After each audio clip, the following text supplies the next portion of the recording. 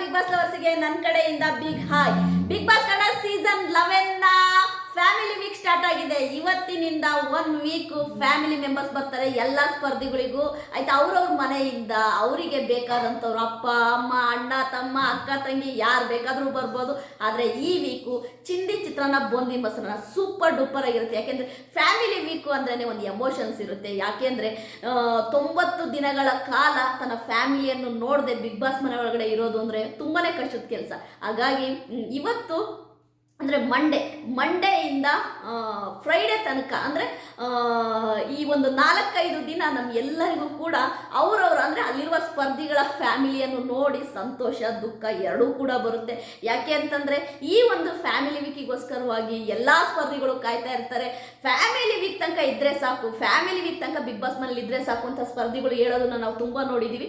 ಹಾಗಾಗಿ ವೆಯ್ಟ್ ಮಾಡೋಣ, ಯಾರ್ಯಾರ ಮನೆಯಿಂದ ಯಾರ್ಯಾರು ಬರ್ತಾರೆ ಅನ್ನೋದನ್ನು ನಾನಂತೂ ತುಂಬ ವೆಯ್ಟ್ ಮಾಡ್ತಾ ಇದ್ದೀನಿ. ನೀವು ವೆಯ್ಟ್ ಮಾಡ್ತಾ ಇದ್ದೀರಾ?